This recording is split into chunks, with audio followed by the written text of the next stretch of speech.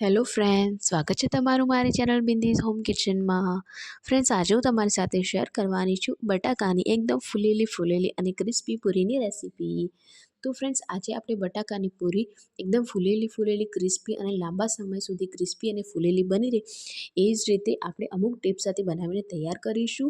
તો ફ્રેન્ડ્સ, હવે વિડીયોમાં એન્ડ સુધી બન્યા રહેજો અને વિડીયો ગમે તો લાઇક કરજો અને જો મારી ચેનલ પર નવા હો તો ચેનલને સબસ્ક્રાઈબ કરવાનું ના ભૂલતા. હવે ચાલો રેસીપી શરૂ કરીએ. તો બટાકાની પૂરી બનાવવા માટે અને સૌથી પહેલાં આપણે ગોળ બનાવીશું. ગોળ બનાવવા માટે મેં અહીંયા 1 કપ જેટલું બેસન મિક્સિંગ બાઉલમાં એડ કરી લીધું છે. સાથે ચપટી જેવી હિંગ એડ કરી છે, ચપટી હળદર એડ કરી છે અને મેં અહીંયા સ્વાદ અનુસાર મીઠું પણ એડ કરી લીધું છે. હવે આપણે વિસ્કરથી એકવાર મિક્સ કરી લઈશું આ બધી વસ્તુને. હવે આપણે તેમાં જરૂર મુજબ પાણી એડ કરીશું અને તેને સારી રીતે મિક્સ કરતા જઈશું. તેમાં ગાંઠા ન પડે એ રીતે આપણે તેને મિક્સ કરીને સરસ એવું તેનું બેટર તૈયાર કરવાનું છે. તો આ રીતે આપણે પાણી થોડું એડ કરતા જઈશું શરૂઆતમાં અને તેને મિક્સ કરતા જઈશું. આપણે તેમાં જરાય ગાંઠા નથી પડવા દેવાના. તમે જોઈ શકો છો કે આપણું સરસ એવું બેટર બનીને તૈયાર થઈ ગયું છે. આપણે આ જ રીતનું બેટરની થિકનેસ રાખવાની છે, વધારે પાતળું પણ નથી કરવાનું. તો બસ આપણું બેટર બનીને અહીંયા તૈયાર થઈ ગયું છે. તેને સાઈડમાં રાખીશું અને મેં અહીંયા 3 મીડિયમ સાઇઝના બટેકાને સાફ કરીને લઈ લીધા છે.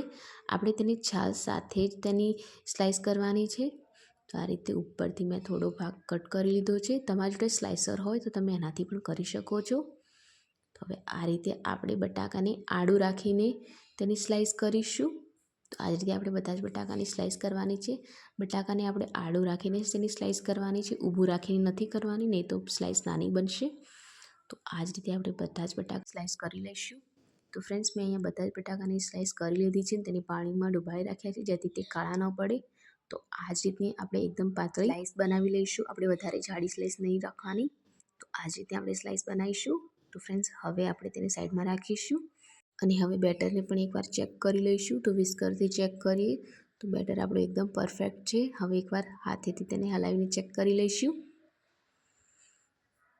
તમે જોઈ શકો છો એકદમ પરફેક્ટ, બિલકુલ પણ ગાંઠા નથી પડ્યા આપણા બેટરની અંદર અને તે સરસ છે.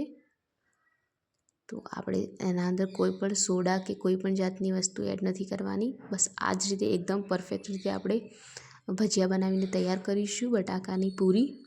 તો આપણે બટાકાની પૂરી બનાવતી વખતે આપણે આ રીતે બંને સાઈડથી તેના ઉપર બેટર કોટ કરીને ડાયરેક્ટ આ રીતે નિતારીને નાખવાનું છે. તમે જોઈ શકો છો વિડીયોમાં આ રીતે નિતારીને પછી આ રીતે કરીને ડાયરેક્ટ તેલમાં એડ કરી લેવાનું છે. આપણે તેને આડી રાખીને નથી નાખવાનું ને આ રીતે નથી રાખવાનું. બસ. તો હવે આપણે ભજીયા બનાવી લઈશું. તેલ મેં પહેલાંથી જ અહીંયા ગરમ થવા મૂકી રાખ્યું હતું. તો તેલ પણ અહીંયા સરસ ગરમ થઈ ગયું છે. આપણે સ્ટાર્ટિંગમાં તેલ એકદમ ગરમ જોઈએ છે, પછી આપણે ગેસની ફ્લેમ મીડિયમ કરી લઈશું. તો અહીંયા આપણું તેલ સરસ ગરમ થઈ ગયું છે. હવે આપણે તેમાં ભજીયા એડ કરી લઈશું.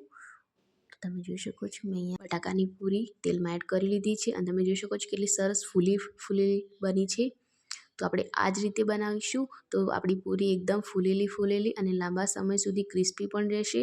તો ફ્રેન્ડ્સ, આ એક ખાસ ટિપ્સ છે, જરૂરથી ફોલો કરજો. તમારી પૂરી પણ એકદમ સરસ ફૂલેલી અને લાંબા સમય સુધી ક્રિસ્પી બનેલી રહેશે.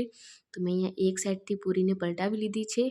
હવે આપણે તેને બીજી સાઈડથી પણ સારી રીતે ફ્રાય થવા દઈશું અને ઉલટપુલટ કરતાં તેને સારી રીતે ફ્રાય કરી લઈશું. અને ફ્રેન્ડ્સ, તમે જોઈ શકો છો કે પૂરી આપણે કેટલી સરસ એવી એકદમ પૂરીની જેમ જ ફૂલી ગઈ છે. બસ આપણે તેને બહાર કાઢી લઈશું. બધી જ પૂરીને બહાર કાઢીને સેમ રીતે આપણે બીજી પૂરી પણ ફ્રાય કરી લેવાની છે. કેટલી સરસ બની છે. હવે આપણે બીજી પૂરી પણ એડ કરી લઈશું. તો નાખતા જ આપણી પૂરી એકદમ સરસ એવી ફૂલી ગઈ છે.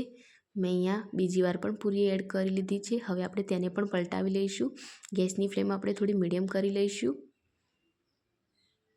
અને પૂરીને પલટાવી લઈશું અને તેને બીજી સાઈડથી પણ હવે ફ્રાય થવા દઈશું. તો બીજી સાઈડથી પણ આપણી એકદમ સરસ એવી ફૂલેલી પૂરી બની ગઈ છે. તો પૂરીને તળાતા વધારે સમય નથી લાગતો. આપણે સ્લાઈસ એકદમ પાતળી રાખી હતી એટલે બટાકા પણ સારી રીતે અંદરથી કૂક થઈ જાય છે. તો અહીંયા આપણે બધી જ પૂરી તળી લઈશું. તો ફ્રેન્ડ્સ આપણી એકદમ ક્રિસ્પી અને લાંબા સમય સુધી ફૂલેલી રહે એવી આપણી બટાકાની પૂરી બનીને તૈયાર થઈ ગઈ છે. તો ફ્રેન્ડ્સ રેસીપી કેવી લાગી એ કમેન્ટ સેક્શનમાં જરૂરથી જણાવજો અને મારી જે ઇમ્પોર્ટન્ટ ટિપ્સ છે એને જરૂરથી ફોલો કરજો અને વિડીયો ગમ્યો હોય તો વિડીયોને લાઇક અને મારી ચેનલ પર નવા હો તો સબસ્ક્રાઈબ કરવાનું ના ભૂલતા. ફરી મળીશું આવી નવી રેસીપી સાથે. ત્યાર સુધી આવજો.